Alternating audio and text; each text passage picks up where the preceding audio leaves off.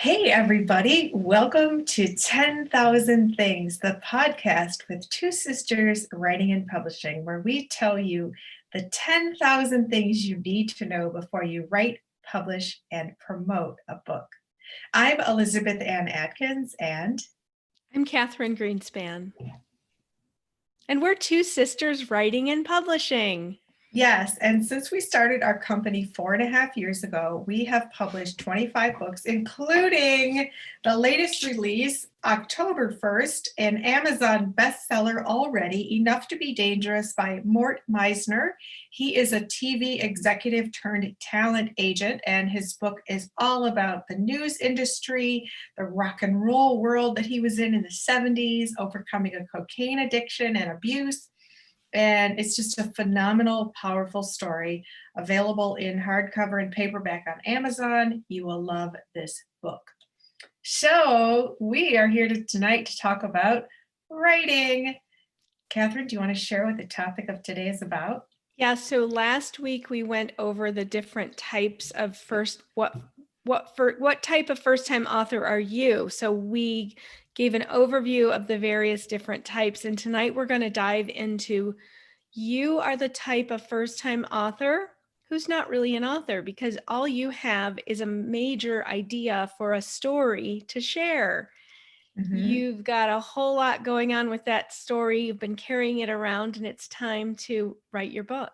But what do you do? Yes. What do you do? Who are you going to call? So we know the answer to that, and we are going to share with you some experiences that we've had with our clients to explain the best way to proceed.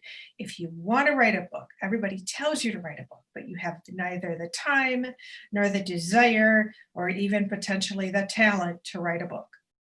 What do you do? So the first person we're going to talk about is the former mayor of Detroit, Dennis Archer. He's not only the former mayor of Detroit, but he was served as a justice on the Michigan Supreme Court. He was the first African-American person to lead the American Bar Association, which has 400,000 members. So that's pretty significant. And look how thick this book is. It's because he has lived a long and illustrious life. Yes, here's the hardcover. She's got the paperback. So why did he choose to write his memoir? And secondly, why did he choose to write it with you, Elizabeth, as his ghostwriter? Well, writing a memoir, especially somebody who has such a huge legacy and long life story of accomplishments, is no easy feat. And therefore, somebody like myself who writes books and who's done many memoirs has the ability to organize the content and tell the story in an engaging manner, and also do the interviews and do the research that's required to tell it accurately. Therefore, when I set out to do this, he and I discussed who I would interview, and it was more than 24 people, because that's another beautiful thing when you tell your life story. When you have other people telling your story in interviews, it's less I, me. It's more like other people's perspective that adds a rich texture to the storytelling. And so he's a perfect example of a highly accomplished person who has a very powerful legacy and who has a tremendous track record of successes and accomplishments that need to be compiled for the purposes of telling his story his way. And also the media has told his story many ways, but this is an opportunity to tell it his way. And that's also why it's very important, if you decide to work with a ghostwriter who's going to write the book for you, to make sure that person can take on your voice and capture your speaking style and your personality in a way that's an accurate reflection, so it seems like the author, you, actually wrote the book. That's a perfect segue to our next book, which is The Making Point by Master Cedric King. He is a former Army Ranger who lost his legs in Afghanistan in 2012. And this taking on the voice is a really part of the story of our working with Cedric. Elizabeth, do you want to expand on that? Yeah, a lot of times people work with a ghostwriter and they realize that the ghostwriter is not able to take their own voice out of the storytelling. So it sounds like that ghostwriter's perspective, when it really should be all about, and opinions, it should be all about the author, you who hired me to write your story, or who hired Catherine to write your story. We serve as a channel. We serve as a literary chameleon, as I like to say. We take on the voice, the perspective of you. And we've said before that we really believe we're able to do that because of our mixed race background, where we have a multiracial perspective on the world and gives us multiple ways of viewing people, places, and things. And so when we apply that skill to writing, we're able to write as if we are the person who hired us to write their book. So we had so much fun with Cedric. He loved it. And he says, you all make me sound better than I sound, because we have a way of capturing the style of speaking, the intonation, the rhythm that we all have uniquely as individuals. It's really fun. Right, Catherine? It is, yeah, it is really fun. And Cedric had an experience, he had an attempt with Ghostwriter before us, and what he got back was not his voice. And so it's really, if you are an author who's thinking about working with a ghostwriter, when you first get back that writing, the way it works is we conduct interviews and lay out the chapter outline and then determine, okay, who do we need to interview besides you to tell your story? And then once your ghostwriter gives you a piece of writing, you're going to know in your gut if it sounds like you. And if it doesn't, it might not be the right fit for that project. The other thing about Cedric's book is that it's very it's sort of like a how-to manual. So we understood that Cedric wanted to give, he's a motivational speaker, and he wanted his readers to have the opportunity not just to have the thoughts along his journey, but then to turn around and dive deeply into his activities. So at the end of each of his chapters, he has sections where the reader can go deep. And the subtitle of his book is How to Succeed When You're at Your Breaking Point. Yeah. So at the end of each chapter, Cedric has the reader go in deep to their own stress points and try and turn those breaking points into their making point. And that's another cool thing, that something happens when you're working with a ghostwriter, which I actually like the term angel writer better, but it's called creative synergy. So there's you and your energy and your ideas, and then there's us and our ideas and our energy and our vision. And so in the course of the awesome high energy conversation and interviews that are required to gather the content to write the book, we come up with all kinds of ideas that you might not have just sitting there by yourself. So the title of this book actually percolated up in one of our interviews, because he started talking about how he was at his breaking point, and that became his making point. I think it was when he was talking about running the Boston Marathon, right? Yes. He was a double amputee because he's a U.S. Army Ranger who lost his legs in Afghanistan, and he runs marathons on blades. So he was talking about the grueling experience in the Boston Marathon, which is grueling for somebody with two legs, but imagine on blade. And so he said, yeah, he was at his breaking point, but it was his making point.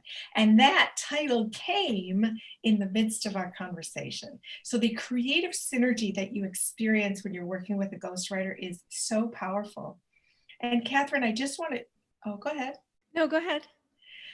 I want to express the importance of selecting a ghostwriter who really, really vibes with you.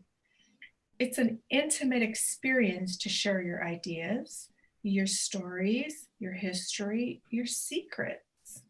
So you need somebody that you trust, somebody that you like. It's a long-term relationship. There can be different glitches that arise. So you need to have a really good harmonious base for your relationship. And you have to really trust them. In the course of my ghostwriting, I have heard secrets from people, prominent people, who nobody else knows these stories, they tell me. And they don't go in the book, but I know the secrets and I'm not going to tell anybody. However, the client trusted me and they told me the stories and they trusted that I wouldn't put them in the book or divulge them elsewhere. So the trust is huge. Make sure if there's any flutter in your stomach of doubt, don't do it. Don't do it. And also get references. Get references and read their work. Read their work that's not edited. And so you can confirm that this is the right person for you. And speaking of reading their past work, that another book that we ghost wrote and published is My Name is Steve Delano Bullock, How I Changed the World and the World Around Me Through Leadership, Caring, and Perseverance. And Steve is standing in front of the American Red Cross building that he, when he was president, built. So Well, this is just to clarify. He did build the one in Cleveland when he was president there, but this is the American Red Cross in Washington when he was the interim president. So he was the head, he was the head boss there. Got it. But Steve had read other things that Elizabeth had written. This is Steve's life story. It's a really good manual for how to be a good human being. But one thing in particular about Elizabeth's past work that he read was that she was a fiction writer and she knew how to tell stories. And he knew that his autobiography needed to contain stories. So checking your ghostwriter's previous work is one way to confirm that it's the right person for you. So that's a really cool point, Catherine, about the fiction, because a lot of times when you're telling the story of someone's parents or grandparents or even earlier ancestors that you can't interview, and you have to piece together their stories with information, articles, obituaries, online research, oral histories. But you really want to create an engaging scene that show, and I did that with Steve's childhood. He was a sharecropper's son in the segregated South, and they were poor, and I had to create the scene, for example, at the family dinner table or church, and I wasn't there, and he was a child during these stories, but he told me enough information that I could write a scene that made the reader feel like they were there. And so that's where the fiction skills come into play. And I've done that in multiple memoirs that I've written, including former Detroit Mayor Dennis Archer and General Motors executive Roy Roberts. And it's really actually fun to take all that information and craft a story that is based on what they've said. Very cool. And that brings us to the last book of the evening, Confessions of a Plastic Surgeon, Shocking Stories About Enhancing Butts, Boobs, and Beauty by Thomas T. Genevieve. Dr. Genevieve is a plastic surgeon, a board certified plastic surgeon in San Antonio, Texas. This is a copy of his book comes out in two versions. This is for the local sales for people who really like him. And then there's a different cover that's sold on the national market. And this little gold star says, a portion of the proceeds from the sale of this book will be donated to charity. So he has a really unique story, a super unique voice. He's hilarious. Yeah. He's smart as hell. It's I mean, crafting this book was such an adventure. Mhm. But one thing that your ghostwriter should not do is hand you typed transcripts of your conversations. The weaving and crafting of stories, bringing together the information to flesh out the book and the stories and to make it cohesive and coherent and interesting and engaging for people, that's what it's all about. So it's really critically important when you get, first of all, to have the right fit and vibe from the beginning, but then once you get back the writing that's supposed to be from your voice, to make sure in your contract, if you're not satisfied, you can walk away, because nobody wants a book that has their name on it as the author out there and it doesn't feel like their voice. Right, right. Excellent. So before we go this evening, Catherine and I want to make sure you understand how to find a good ghostwriter. I'm going to share a couple ways. Okay, Catherine? Yes, please. So number one, word of mouth referrals by someone who's very pleased with the ghostwriter that they used. So I would highly recommend word of mouth referrals because it's coming from somebody who can endorse that person's integrity and work and quality of work and pricing and et cetera. Another way you can do it is there are a number of companies out there that provide ghostwriters. Just make sure you shop around and check referrals, check ratings and customer reviews to make sure you're getting into something that sounds logical. There are some that promise you the moon for a very low price, and I would be very leery of going with a company that offers you all these perks that would cost multiple times that at a reputable company. The price for ghostwriting ranges tremendously, so just do your research and decide what budget do you have and who can you afford to pay. It does, you get what you pay for, so it is worth it. Another place you can find ghostwriters is on LinkedIn. You can go on LinkedIn and search. One of our best clients, actually, all of our clients are awesome, but one of our clients found me on LinkedIn years and years ago, and we've developed an awesome relationship. We've published their book, and we're complete strangers. So it is possible to connect with the right person on LinkedIn.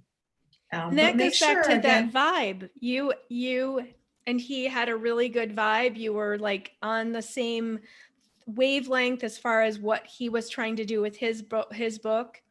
Yeah. Mhm. Yeah. Yes, absolutely. Yeah, thanks for adding that. So there's three ways: word of mouth referrals, there's companies that provide ghostwriting services, and there's just networking on LinkedIn and searching for the right person. Um, did I cover all of them, Catherine? Are there I any think other you ways? did. Yeah. Okay. All right, cool. Yeah. Yeah. And Mhm. whatever contract you have with your ghostwriter, always have a lawyer review it. Yes, get everything in writing with deadlines, compensation, scope of service, who's required to do what, timelines. Get everything in writing so there's zero question marks about what the requirements are for each of you. Really important. And then you have to commit to doing the work and doing the interviews and providing photographs, and just it's really, really fun. So this first type of author, the person who needs a ghostwriter or angel writer to help them get it done, is a great place to be. It requires um, some money to pay the writer, but sometimes you can trade. You can trade writing services for whatever service you're going to provide to them in exchange.